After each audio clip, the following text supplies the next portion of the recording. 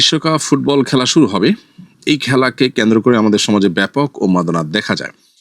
এ বিষয়ে সমাজের যুবকদের প্রতি আপনার নাসিহা কামনা করছি। ফুটবল বিশ্বকাপ কিংবা ক্রিকেট বিশ্বকাপ বা এই জাতীয় যে ইভেন্ট বা টুর্নামেন্টগুলো হয়ে থাকে, এগুলো জুয়ার আসর সেটি বলার অপেক্ষা রাখে না। যেগুলোকে আমরা নিছক বিনোদন হিসাবে গ্রহণ করছি, এগুলো বিশ্ব বেনিয়াদের অনেক বড় বড় বাণিজ্যের অংশ। ফলে আমরা মূলত সেই ব্যবসার টুল হিসাবে ব্যবহৃত হচ্ছি।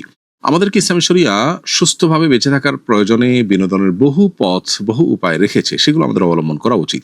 নবী করিম সাল্লাল্লাহু আলাইহি ওয়াসাল্লাম বলেছেন, মিন হুসনি ইসলামিল মারই তারকুহু মা লা ইয়ানি। একজন মুসলমান ইসলাম সুন্দর হবে তখনই যখন সে অনর্থক অহেতুক কাজ পরিহার করবে। কোরআনে কারিমে আল্লাহ তাআলা সফল মুমিন এবং জান্নাতুল ফিরদাউসের উপযুক্ত হবে যে সমস্ত মুমিনরা, তাদের বৈশিষ্ট্য বলতে গিয়ে সূরা মুমিনুনের শুরুতে বলেছেন, ওয়াল্লাযীনা হুম আনিল লাগবি মুরিদুন, যারা লাগব বা অহেতুক অনর্থক কাজ থেকে বিরত থাকবে, বেঁচে থাকবে, এই মানুষগুলো জান্নাতুল ফিরদাউসের অধিবাসী হবে। সেজন্য এ সমস্ত খেলাধুলাতে মত্ত হয়ে থাকা, এগুলোতে মাশগুল হয়ে থাকা এবং এগুলোর মধ্যে উন্মাদনায় ডুবে থাকা, এটা কোনো মুমিনের সাথে যায় না।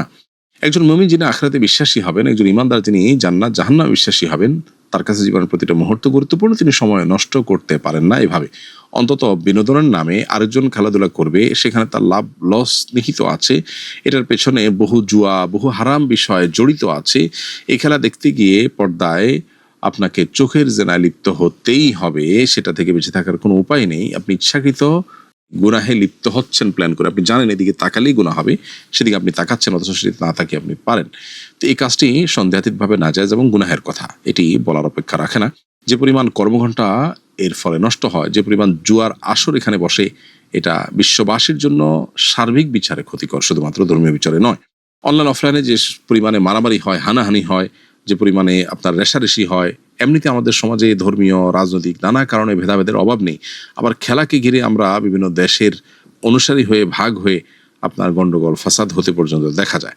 অনেকে আত্মহত্যা করতে পর্যন্ত দেখা যায়। রাজ্যে খেলা দেখা এবং স্বাস্থ্য ঝুঁকি, পড়াশোনা নষ্ট হওয়া সহ বহুবিধ ক্ষতি এ সমস্ত টুর্নামেন্টের কারণে আমাদের হয়ে থাকে। লাভ যদি আমরা বলি তাহলে অলমোস্ট জিরো।